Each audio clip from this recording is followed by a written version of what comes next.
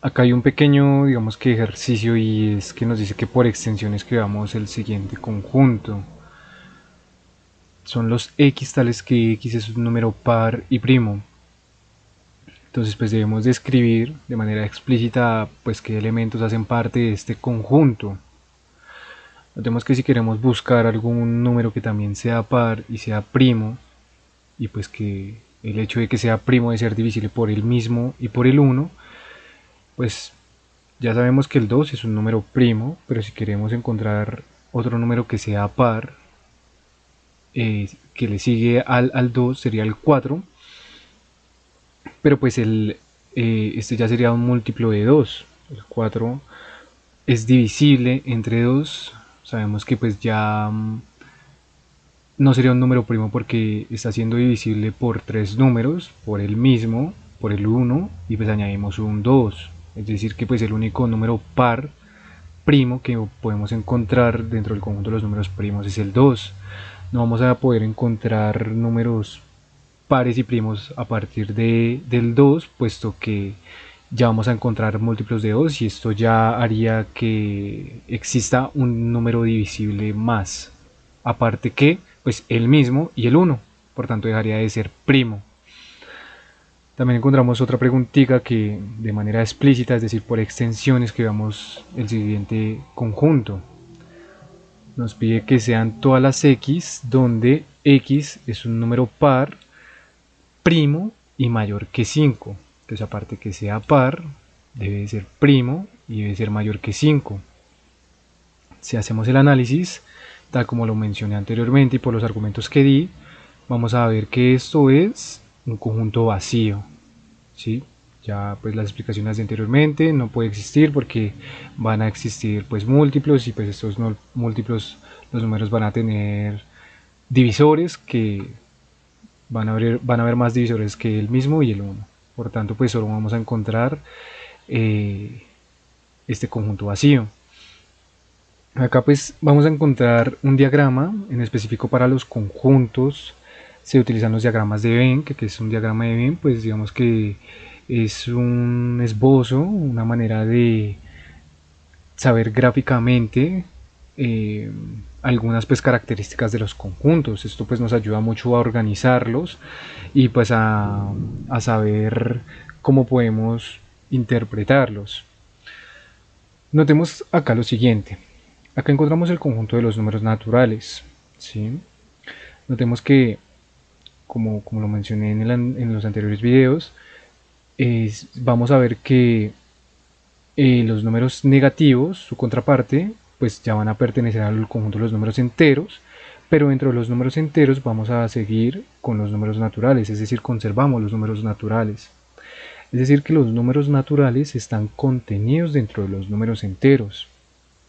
A su vez, miren que esto mismo pasa, miren que esto lo podemos ver, este símbolo que es como una C como aplastadita, me indica contenencia. Miren que acá me está diciendo que los números naturales están contenidos en el conjunto de los números enteros. Miren que esto pasa con los números enteros y los racionales. Recordemos que para definir un número racional hicimos pues el uso del conjunto de los números enteros. Recordemos que esto debe ser la razón entre dos números enteros donde pues el denominador debe ser diferente de cero, pero aún seguimos haciendo uso de los números enteros, aún se incluyen los números enteros. Por tanto, noten cómo en el conjunto de los números racionales, la parte azul, pues están los números enteros, es decir que los enteros están contenidos en los números racionales. Noten a su vez que esto pasa con los reales, es decir, el conjunto, acá están los números irracionales, ¿sí? Noten cómo están pues aparte de los números racionales, porque pues ya estos números irracionales no forman parte del conjunto de los números racionales, pero sí sabemos que los reales están conformados tanto por los números irracionales como por los números racionales. Aquí pues ya encontramos los números imaginarios, que pues ya sabemos que tiene su parte imaginaria, y pues los números complejos, que hacemos uso de la parte real y la parte imaginaria. Noten que acá hay contenencias entre el universo de los números, ¿sí? Tenemos que Los números enteros están contenidos en los números racionales, ¿sí? Estos a su vez pues están contenidos en los números reales y estos a su vez están contenidos en los números complejos. ¿Qué quiere decir esto? Que pues hay algunas relaciones de contenencia, si se quiere profundizar más hay más relaciones, y pues también vamos a encontrar algunas propiedades que podemos operar en los conjuntos. Esto ya lo vamos a ver más adelante, sin antes mencionar que digamos está la recta real. En la recta real noten cómo podemos encontrar números tanto racionales como irracionales. Más o menos ahí se puede asomar un raíz de 2 si es que se quiere. Pero lo que quiero dejar claro acá es lo siguiente. Noten que acá tenemos los números en esta parte que estoy subrayando. Toda esta parte de acá son los números naturales. Noten que pues ya se mencionó que los números naturales siempre van a tener un sucesor, ¿sí? Por tanto son infinitos, pero notemos que entre dos números naturales siempre vamos a encontrar un número natural. Si yo quiero un número que esté entre el 4 y el 2, siempre voy a encontrar un número natural. ¿Sí? Esto también sucede si yo tomo pues cualquier otro número, ¿sí? El 4 y el 2, bueno, ese ya lo dije, el 3 y el 1 voy a encontrar el 2 y así sucesivamente. Esto quiere decir que voy a encontrar un número finito de números naturales. ¿Por qué? Porque solo encuentro pues una cierta cantidad contable de números naturales, en este caso el 2. Miren que esto también sucede para el conjunto de los números enteros, el conjunto de los números enteros. Si yo quiero saber un número o números que hayan entre el menos 4 y el menos 1, pues voy a encontrar el menos 2 y el menos 3. Es decir, que también tengo un número finito de números. Es decir, puedo saber cuántos números hay. La cosa se pone un poco compleja en los números racionales, puesto que si yo quiero saber qué número hay entre el 0 y el 1, pues puedo encontrar el 1 medio, el 0.5, la mitad. Pero a su vez yo puedo también encontrar otro número que esté entre el 0 y el 1 medio, es decir, el 1 cuarto, que está pues más o menos acá.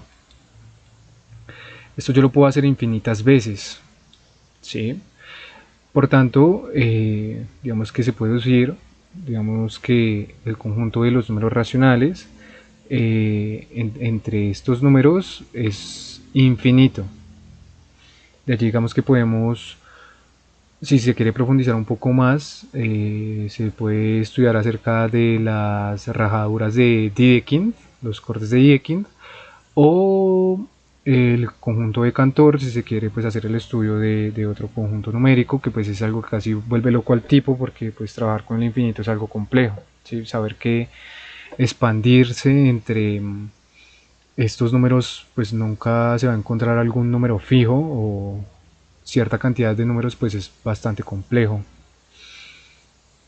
De allí digamos que también si se quiere estudiar un poco más, noten que el conjunto de los números naturales es un conjunto más pequeño que el conjunto de los números enteros, ¿sí?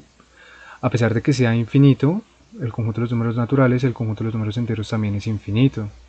De allí digamos que algo que se podría decir también es que hay infinitos más grandes que otros infinitos. Por tanto, si se quiere profundizar un poco, pueden investigar acerca de Aleph sub-0 y demás. De allí pues ya podemos contestar otra pregunta que salió en el 2019 y me dice que de las siguientes afirmaciones, pues debemos de contestar el valor de verdad como lo hemos hecho. La diferencia entre dos números naturales es siempre un número natural. La 2 nos dice que la suma de dos números irracionales es siempre un número racional. De aquí pues ya sabemos y que pues ya hemos estudiado. Ya sabemos que es un número natural, ¿sí? Entonces ya podemos dar respuesta a la afirmación número 1 y eso también lo podemos hacer uso del diagrama de Venn para ayuda de poder responder esta afirmación. Notemos que si esto yo creo que lo mencioné en algún punto y hablaba de la cerradura del conjunto de los números naturales, y es que esto está cerrado para la suma y el producto. Este ejemplo creo que yo lo vi en uno de los primeros videos y menciona que me dice que si yo tengo dos números naturales y los resto, pues siempre me dan un número natural. Recordemos que esto es falso, porque si yo tomo el 1 y le resto el 2, pues esto me va a dar menos 1. Por tanto, el menos 1 no pertenece al conjunto de los números naturales. Esto ya sería un número entero. Noten que ya no está dentro del conjunto de los números naturales. Por tanto, esto sería falso.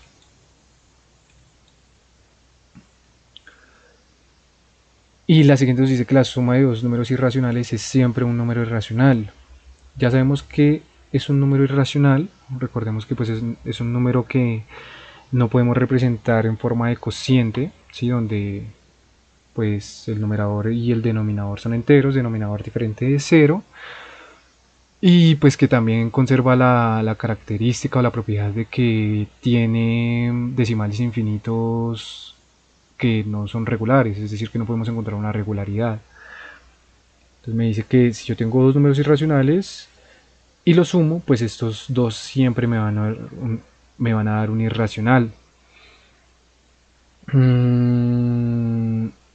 Si yo tomara, digamos que dos números irracionales, miren que si yo resto dos números irracionales, esto me va a dar 0. ¿Sí? 0 es un elemento de los números reales. Miren que acá está el número real. Por tanto, noten que esto es una contradicción a la afirmación que me menciona. El 0 puede ser un número racional, por tanto, no siempre me puede dar un número irracional. ¿Sí? Esto es un claro ejemplo, una contradicción a esta afirmación. Por tanto, digamos que podemos decir que esto también es falso. Si tomamos pues dos números que sean irracionales, existe la opción de que esto sea un número racional. No siempre me puede dar un irracional, por tanto es falso. Falso, falso, las dos son falsas, por tanto la opción es la C.